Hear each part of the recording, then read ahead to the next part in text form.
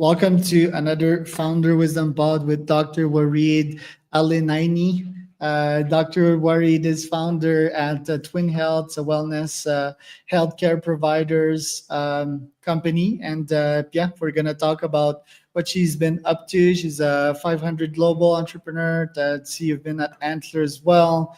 I see a whole bunch of very cool experience here, which I'm very eager to discuss. So welcome to the pod, Wareed. Tell us a bit more about yourself and what you're up to.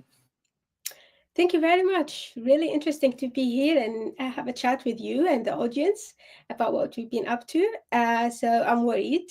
I originally grew up in Saudi Arabia in a very small town, and then moved to the UK around 2013 to do my postgraduate studies at Imperial College London, and then continue to do my PhD and my research that has always been focused on biotechnology and the usage of technology that can allows us to understand more about early diseases progression and early diseases appearance before the symptoms can appear. And that turned out to creating Twin Health after multiple previous experiences in research, academia, policy, consultancy. And Twin Health, as you said, is a digital health company that focused on early diseases detection using AI and MRI. Very cool. Tell me about the childhood move of moving from Saudi to actually the UK. How was that for you? Yeah, that was interesting. Obviously, I grew up in a very quite conservative environment, but I was very obsessed by how we can do better, how can we have more impact, and that obsession really started from our family living room. So our family living room was more or less like a pharmacy. Everyone would exchange some sort of medications for diseases that actually are preventable, diseases that we can stop. And growing up in that environment, and I'm from a very big family, as we have mostly in the Middle East, I was very obsessed by how can I have better future? How can my sisters have better future with these conditions that we can actually prevent? And that's what drove, okay, let's go to find out where the best technologies, where the best research is going on that. And when I came here, I started to understand more what we call of when individuals spending more of their lifetimes in diseases or L, which we call in scientific terminology morbidity expansion. That's actually quite common in the Middle East because individuals start to develop these preventable diseases from their 30s, 40s, and that was dragging down their life expectancy as well. And this is not only a Middle East problem, that's the whole world problem. And the science that I studied and I researched was how we can drive this morbidity expansion to something we called morbidity compression, which is when an individual live their significant amount of life healthy and well, and they get ill just before they die, or they don't get ill at all and just pass away. And we know that this could happen. It's not like a science fiction because there are human that shows that human biology is capable of this. There are human in different geographical locations, different genetics background that are able and capable of living up to 100, 120s and functional with cognitive, physical function. So how can we get that to the rest of the world? And why we are not there yet? I think that's what started from the family living room and then moved to be actually a significant problem that impacting the whole world. Very interesting. Yeah, and you're part of the Live Forever Club, right? Do you think one day we'll achieve longevity, escape velocity? Well, I think longevity is a quite big topic, but the main things we need to understand when we talk about longevity that we have two main components. We have lifespan, and we have health span. The lifespan is how long you live. That could be in a good life or in a bad life. The health span is how long you live while you are able to function, while you are independent, while you are able to contribute to the society as well. And that is that this the health span is what we intend to expand with the word longevity. And we think from a scientific background, supported by the human biological evidence that we have seen, and also there are significant examples in animals as well, but let's look at humans, that if we can achieve the morbidity compression. So if I can push the diseases that I can push away and away and away from a person, then I am able to extend by nature your life expectancy and therefore achieving a living longer, healthier life. Now, whether this is going to be forever, I think that's for us scientists, entrepreneurs, and change makers to be able to provide that to the whole world, because it's not gonna come to us. And yeah, it's a question I hope to live to get the answer to. Do you think the fastest, most efficient way to crack that problem to be AGI, to first like create a very intelligent being or brain through billions, trillions outputs of data, have a deep learn on these subjects, and do experimentation on itself to find out the main root causes of aging? Absolutely. I mean, that's one of the major ways to achieve it, and there are amazing companies that are doing amazing work that is actually achieving clinical stage at the moment in the United States and also in Europe, that showing a significant promise that we can tackle this aging problem. So when I was doing my research in the lab quite a few years back, aging was not a disease. Nobody was considering that or the problem associated with that. Let's take, for example, sarcopenia, which is the loss of the muscle in the human body. And this loss of the muscle makes you losing your mobility. And when you are losing your mobility, you're becoming more frail. And when you are more frail, you become independent. And then all these problems that are associated with aging comes. This was a condition that is associated with someone being old. Now, this is recognized as a disease that has underlying conditions, and that we are possibly there are molecules, there are drugs that under clinical trials now to target that. And obviously, uh, large language models has helped it significantly, accelerating that in a way we never thought it could be possible to happen. So yeah, we are moving very fast in that space. It is recognized now, and the human biology work is currently reaching clinical stages, which means it's very close to be in the counter soon. Interesting. And at Twin Health, you provide the diagnosis, which is like one of the best way to not die. It's to early detect cancer or other devastating disease, heart disease, brain clogs.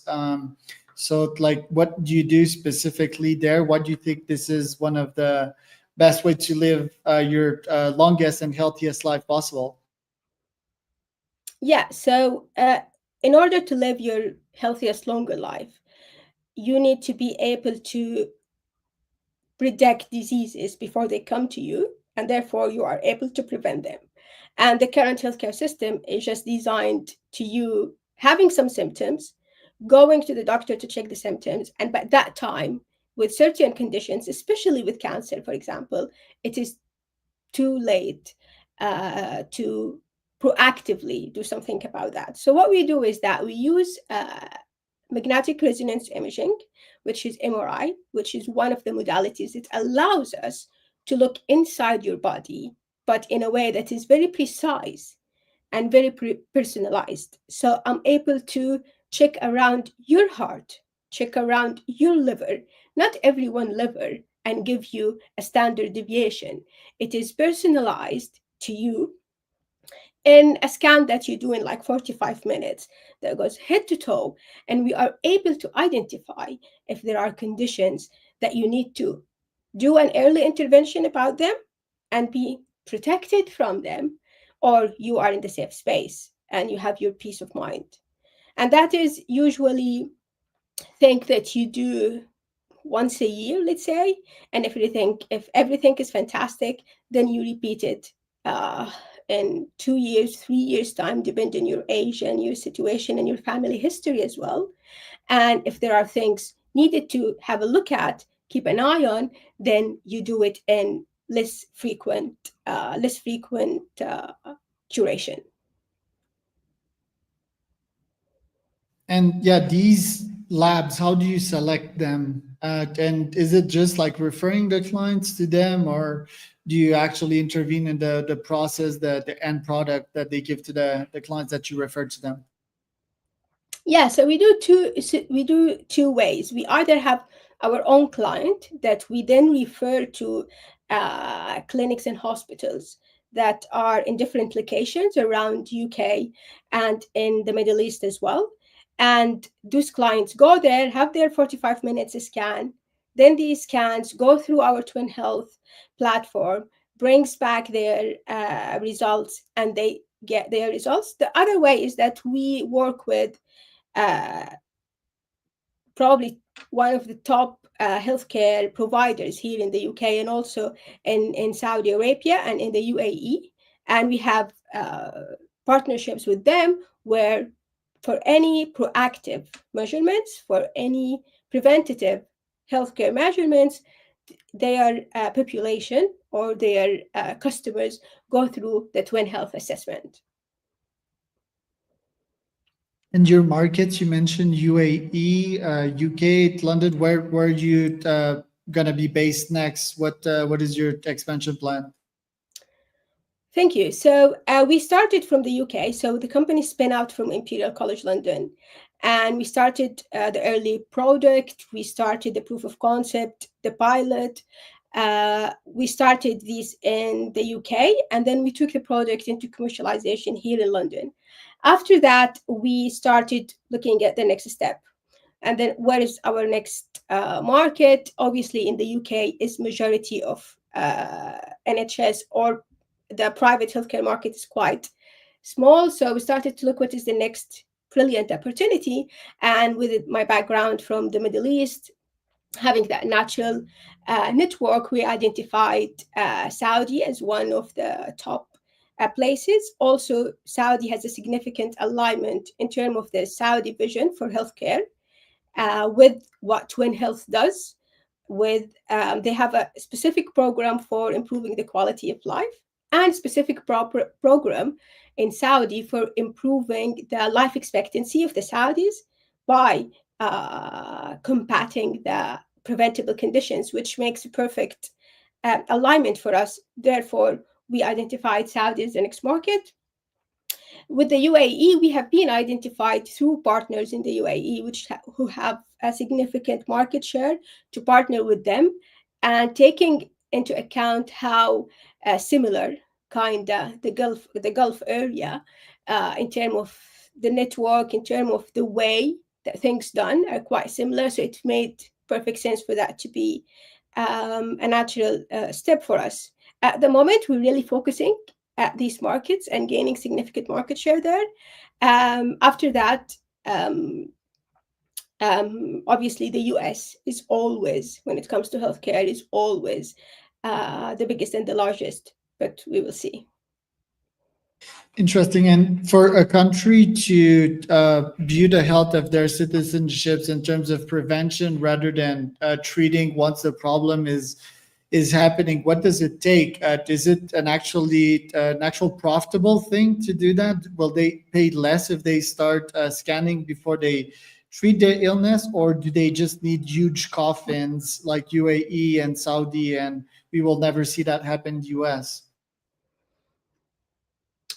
There is absolutely a significant return of investment for especially government, because if you look at, for example, just cancer, let's say one of the cancer types, the amount the reduction of the bill when you get to identify cancer earlier has absolutely significant amount lower, while when you wait until the person get identified by stage 2 or stage 3 cancer and have to go through chemotherapy and have to go through radiotherapy. So just by looking at one um, um, category of diseases that comes when we get old, which is cancers, you identify a significant reduction in the return of a significant reduction to government in terms of the healthcare bill. And we have learned from the United States of America, for example, which has the highest healthcare expenditure per capita, is that despite having the highest healthcare expenditure per capita, where you think, oh, fantastic, they have the best healthcare outcome, right? They have a staggering life expectancy. They didn't improve. It's actually somehow getting into the reduction stage. And when you look deeper into that, you find that this is actually driven by preventable conditions, by conditions we could have done something about them and not let them start from the beginning, because these are the conditions that comes to you today and remain and stays there. And therefore, by compacting them, you are not only improving the health and the quality of life for your population and your individuals, but you're also on the saving on the health expenditures by putting the expenses in the right places, which is the prevention. So the don't fix it till it's not broken mindset doesn't scale. 100%, 100%. I think it's a mindset that mostly wealthy people have, right? Like to the prevention mindset, it's to actually, yeah, predict what would happen in the future. We see that not only in their health, but like how they manage money as well, right? It's they think of intergenerational wealth, not just like how will I survive today. Um, do you think I'm right about that? And if so, what does that mean to the world? Like, does that mean most humans won't ever care about getting it diagnosed early, or will they once someone will actually pay for it? That's a great question. And I think that's the concept of a prevention can really apply on multiple things in our lives. So let's take, for example, your car. If you own a car, you want to do an annual check for the car. In fact, in some areas, it's mandatory to do that because you are on the top of what's gonna go wrong with this vehicle, uh, with this piece that I own, and it goes with your watch, your I don't know makeup, and everything in our lives, right? The more you maintain, the more it belonged with you. And it's exactly the same concept with our health. I would say the significant barrier has always been the cost and the accessibility of the prevention. And that is one of the main things that is going to go down now by the fantastic advancement that is happening in the technological space. And that is driving down the cost, lowering down the cost of me as a provider being able to provide a preventative service to you. And by driving down the cost, I'm able to make this more accessible and more scalable. And therefore, we get the benefit to all of us without having to be cornered by the cost, because we know the diseases that's happening. We know how to prevent them, but the connection between the two sides of the conversation is what missing, and the main driver for them being missing, one of the main drivers, let's say, is the cost, which has been with the technological advancement. Currently, we can see that the cost is going to go down and down, driving the scalability and affordability of these solutions. Right. But capitalism is also good if it's not so concentrated the way it is, like in the hands of big pharma companies. Do you feel that these companies that are profiting from people being sick and selling them medicines, do you feel that they will pivot to prevention as well, or is that not so profitable?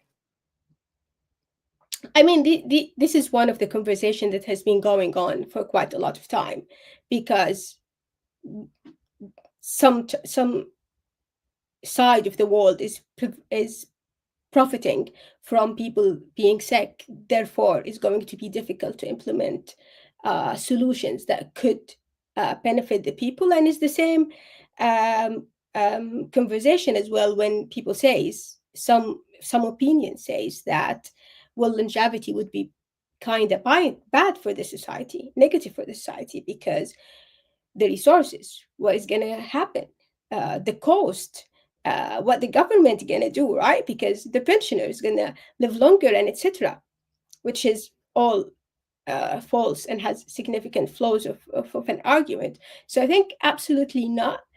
At the end of the day, what is driving the pharmaceutical profitable cycles are the end consumer, are the users, and the users has started to drive the wheel in the right angle, in the angle that they need it to be seen.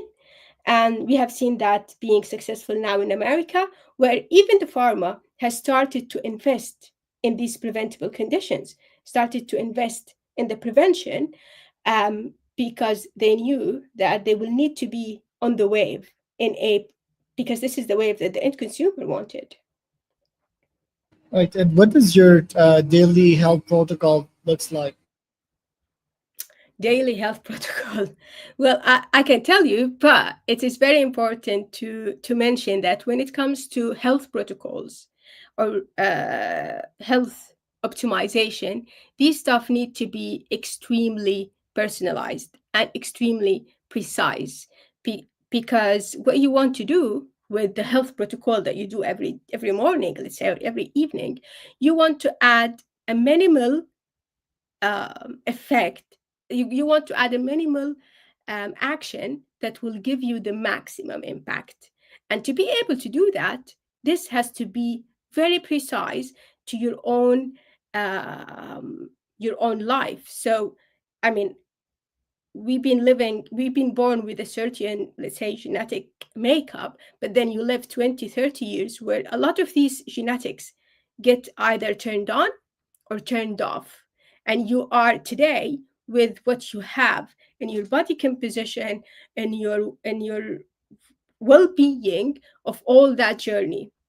So my status of standards is very different through your status of standards, other person's status of standards. But I can tell you that there are like main, let's say, non-negotiables, right? And you were talking about that.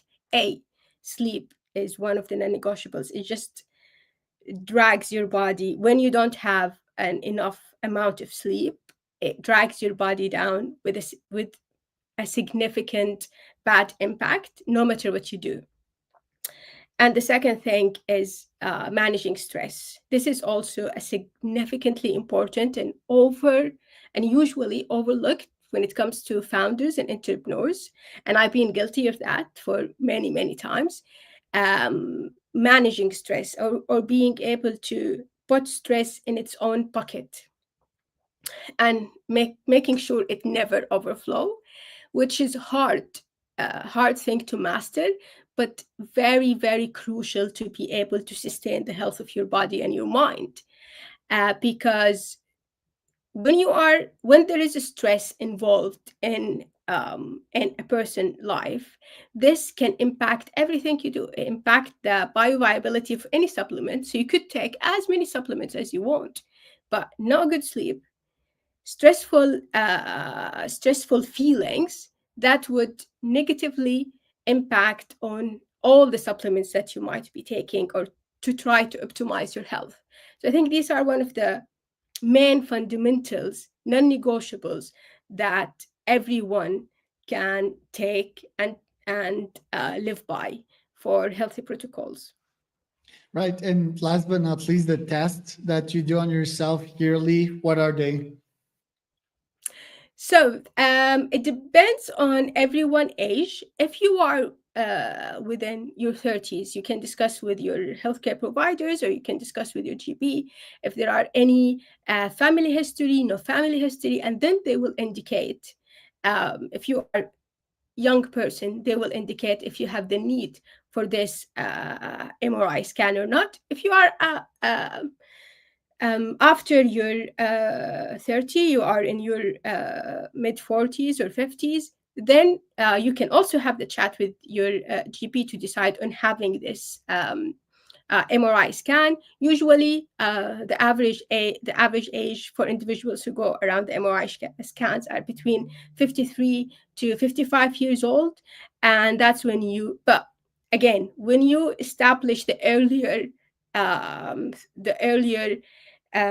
baseline of where you are, that make it easier for you later on to be able to modify, do an early intervention, understand how can you improve or how can you change for the better outcomes. Love it. Well, Wari, thank you so much for showing up today. Where can people find out more about you and Twinn? So it's either through the website twinn.health, or they can reach me out at my family name at twinn.health, or LinkedIn, of course, my LinkedIn page as well. That was Warid and Charles for another founder